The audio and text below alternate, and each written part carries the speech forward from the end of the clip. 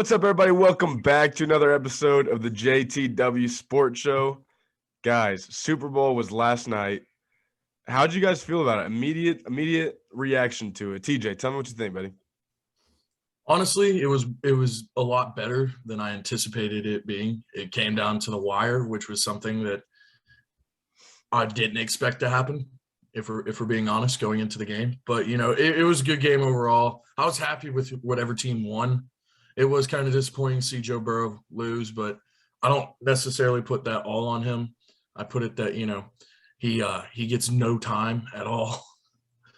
But overall, I was pretty satisfied with the game. I didn't think it was by any means Joe's fault. I think Joe played good. He showed a lot of veteran leadership on that team while he was playing and everything, and you could see the throws he was making was not throws that a second-year NFL quarterback makes. Especially one that came back from an ACL injury. I thought he tore his ACL again. So did I. I think it was a crazy just kind of series of events that just went on between him and Stafford and Odell Beckham and just all these different kind of almost super serious injuries. Prayers up for Odell. I hope he's okay. He is a big part of that team, and I think it was quite clear that he was very missed, especially in the second half. So I'm very happy for the Rams. I think the Rams more than deserve it. They have the best roster in the NFL, in my opinion. Matt Stafford, Georgia boy, very happy for him. He definitely deserves it. Sony Michel, Leonard Floyd. Yeah, all these Georgia boys, man. But hey, Will, I'm saving you last for your thoughts simply because you were the one that predicted this at the beginning of the season. How does that feel? That feels good. Obviously a lot of people I'm sure were like, "Oh yeah, the Rams are going to win," but I'm not a Rams fan, so obviously I wasn't going to. Most people that aren't Rams fans aren't going to pick the Rams to win. But once I saw them got Matt Stafford, I was like, that's their missing piece. And then obviously we just saw Cooper Kupp have the best wide receiver season of all time. Apparently, the only other player to do it was Jerry Rice, but he did it across his career, not in a single season. Not in a single season. Yes. He won the Triple Crown. He won Offensive Player of the Year, won a Super Bowl, and Super Bowl MVP. That's pretty impressive. He actually almost broke Calvin Johnson's record as well. Yes, they had one more game, whatever, blah, blah, blah. But really, the defense won them this game. Which obviously, the saying goes, defense wins championships. We all know that. But they had to stop when they needed to get a stop. And I said it on the show the other day. I said that the Rams will score a late touchdown and then get a stop to win the game. And I don't know necessarily if that shows so much that their defense is really good, but the Bengals O-line is not good at all. They surprisingly they played decent in the first half. Okay, I mean the third quarter, not decent, the third quarter is where it went haywire. They dropped back. I saw a stat. Joe Burrow dropped back to pass 12 times in the third quarter and was sacked on 5 of them. That's what I'm saying. He was sacked 7 times across the whole game. The first half, I felt like they did smart by triple teaming Aaron Donald. Until that leaves a single a 1v1 on Von Miller and Leonard Floyd. But that's what we talked about last show was if you send multiple people at Aaron Donald and Von Miller, that leaves Leonard Floyd or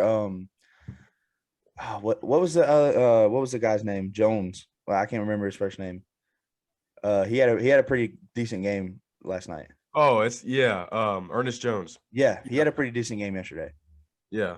They have a solid team. Obviously, we were talking about too, off camera, Will, is how they have a top player at almost every single position on the whole team, which is kind of crazy. But yeah, they had a lot of players step up. One thing I wanted to really talk about was Jalen Ramsey, and I still think that Jalen Ramsey played a very good game. And people are probably going to really disagree with me for that. He led up a couple big plays. But the catch that Jamar Chase had on the sideline, the one-handed catch, I think it wasn't the best coverage, and he kind of let him go by, but he still put Jamar Chase in a position to where that is going to be a super uncomfortable and hard catch to make. Obviously, Jamar Chase is one of the best receivers in the league already, and he made the play, super good play. And then you got the play on T. Higgins. Now, none of us saw the face mask being grabbed when we watched it live. I don't think anybody in the world saw the face mask being grabbed when they watched it live. It was such a quick thing that once they slowed it down, that's when you're like, Yeah. okay, there was a little bit of, but I mean, think about it. For those refs, they're sitting there and they're watching just real quickly. I mean, we didn't even see it until it was later replayed and slowed down. And they couldn't review it because they didn't call it. Because you can review pass interference now, but if you call it, but it has to be called on the field. And I mean, that was, like Jimmy said, that was one of those plays where, yeah, it looks bad on Jalen Ramsey. Also, I mean, there were other times throughout the game when, like, for instance, on that last Cincinnati drive when Jalen Ramsey bit, it was a pretty bad bite, and then Jamar Chase got that 17-yard catch to start the drive. And when they got that, I was like, uh-oh, here come the Bengals.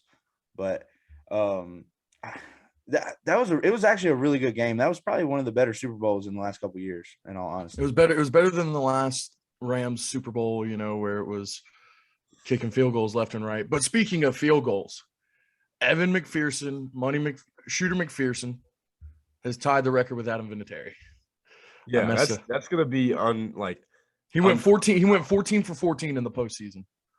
People aren't gonna talk about that when it comes to this game and this season. And I love Evan McPherson. I think he's already one of the best kickers in the league. He's one of the he's got one of the most he's got so much swag. It's kind of crazy. You don't hear kickers coming out and say, "Oh, I guess we're going to blah blah blah."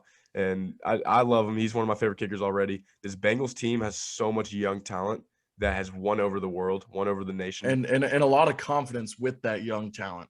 Yeah, I can truly see if they make some big changes in their offensive line, maybe get themselves a new cornerback, because Eli Apple is not it. He might be one of the worst corners, starting cornerbacks in the league right now.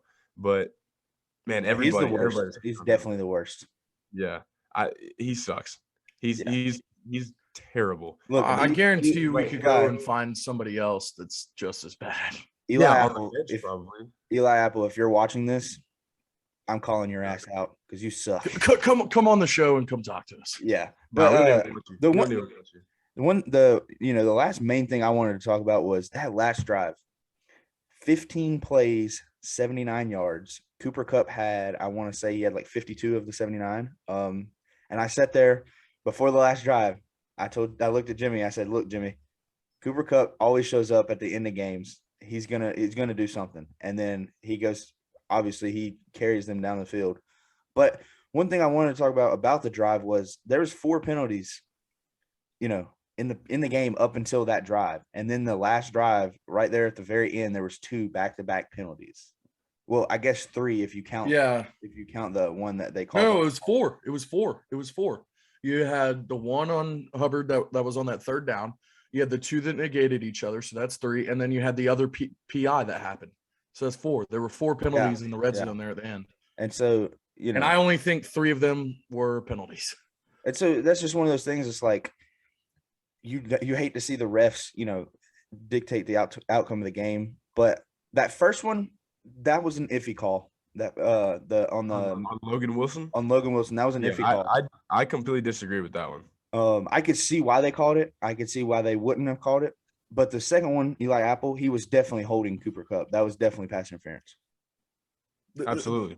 I agree with all of them except for the first one.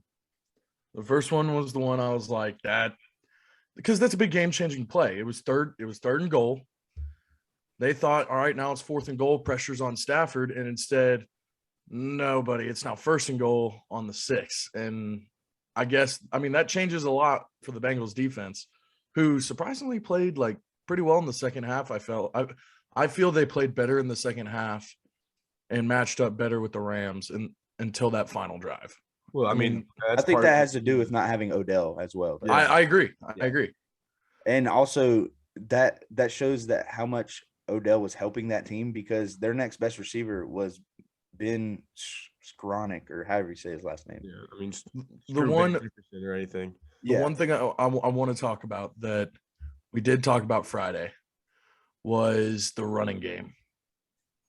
No, we mentioned it. We said on Friday that this game is not going to come down to the run. We said no, it was going to come down to the air. But I mean, Joe Mixon had a couple big runs that I feel like put them in pretty good position to, execute the plays that they did. Meanwhile, I felt like the Rams couldn't get a run game going. Oh no, the Rams had 43 total rushing yards.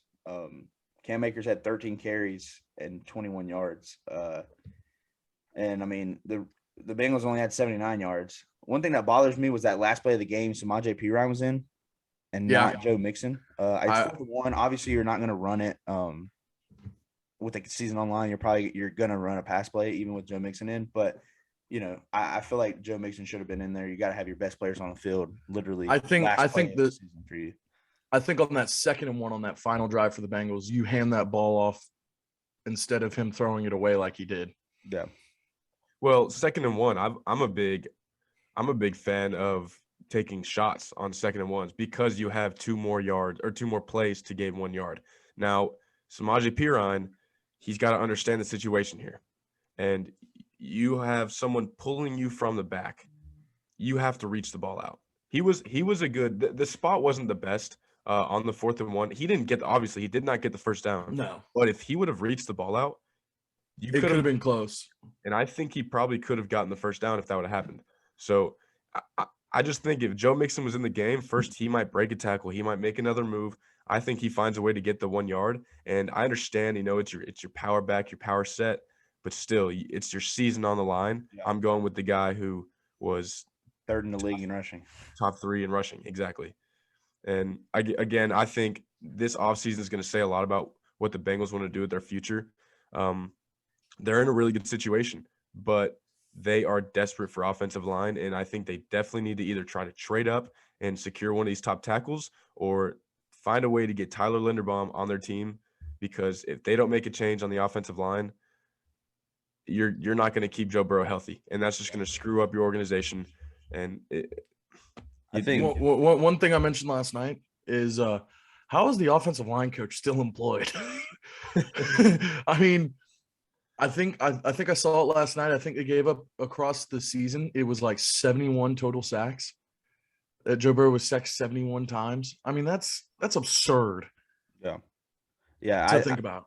Their major problem is offensive line, and I said it after the game. I was like, you know what? I wouldn't be surprised if they're back next year, but I also wouldn't be surprised if they miss the playoffs, because if they do not address the offensive line issues, they could possibly miss the playoffs next year.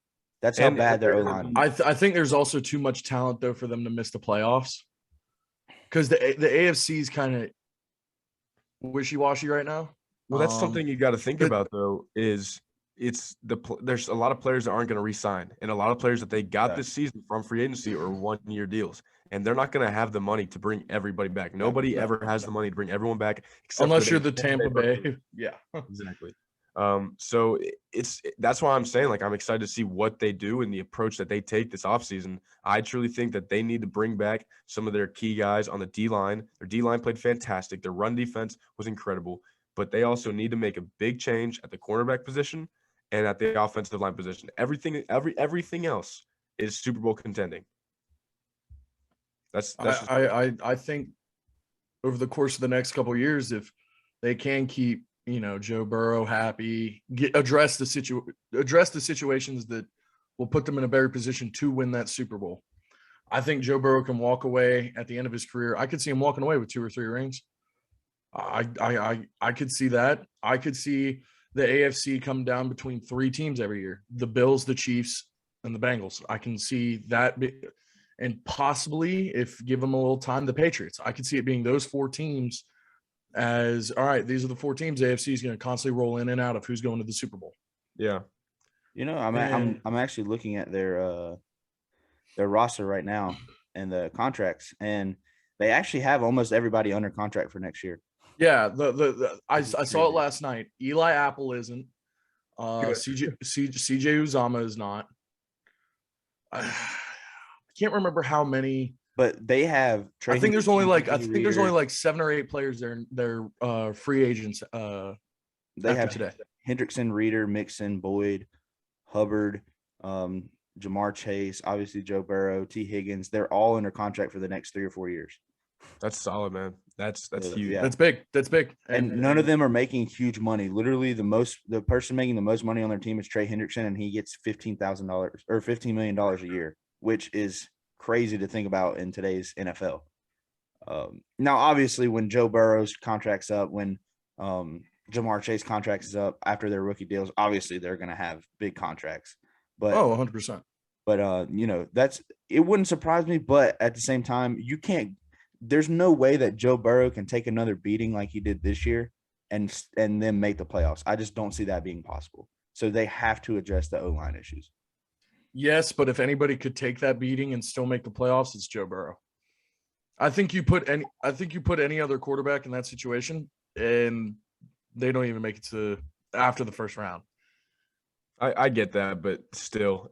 Oh, no. I agree. They need to switch it up. Yeah. I'm just saying, if you put any other quarterback in that situation, then they don't even make it past the first round. Yeah. Who knows? I hope no other quarterback has to go through that. That sucks. But yeah, they just set a friggin' Super Bowl record for most sacks allowed in a game. Most sacks allowed in the postseason. Yeah. Everything. Most sacks allowed in the season, most sacks allowed in the postseason. That was bad. Bad season for Cincinnati. Boys, with all that being said, though, I think all props to the Rams. They deserve it. They built this team for this year. And I don't know what their team's going to look like in the future, but I'm happy that Matt Stafford got a ring. I'm happy Odell Beckham got a ring. And I'm very happy that the best player in the league, Aaron Donald, also got his ring. I'm happy for Sean McVay as officially becoming the youngest coach to win a Super Bowl. We thought he was going to do it a couple years ago against Tom Brady and the Patriots. I think Sean McVay I could see him potentially being a Hall of Fame coach if he keeps going the direction he's going. To me, he is besides Bill Belichick, he is top 3 coaches in the NFL right now. And yeah, I agree. And I'm excited to see what he does. I'm excited to see how think about it. In the first, how many years has he been with the Rams as the head coach? 5, 6? I think 5. Something like that, yeah. 5, or we'll just say 5 years. 5 years, he's gone to 2 Super Bowls. I mean, you got to give him more the credit's due. Yeah. Yeah. I like Sean McVay. I'm happy for him. I'm happy for all the people that got their first ring. I really wanted Stafford to get one because he suffered in Detroit. I love Did y'all see the meme? But did y'all see the meme though? That remember Stafford came out and threw the pick first play of the game or first play of the second half, like for the Rams. Someone said he heard "Lose Yourself" by Eminem and thought he was back in Detroit and decided to play like he was in Detroit. Yeah, there's also a banner that went up in Detroit Stadium said one of our old quarterbacks won a Super Bowl. Yeah. Oh my gosh. That's the closest Detroit will ever get to Super Bowl. It's Eminem and Eminem and Matt Stafford winning it. That's funny. But hey, now it's kind of a depressing time. There's over. NFL or NCAA college football going on right now. And so it sucks, but that just means that we'll be on our grind. We'll be focusing a lot on some NBA stuff and some other things that come up too. And so we're not done. We still got plenty of time to go. So don't forget about JTW, man. Oh yeah. First official season as a show. Yeah.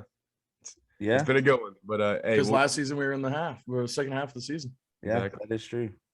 So we'll see you guys in the next one, and expect a couple NBA videos coming up pretty soon. So thanks guys for watching. See you guys.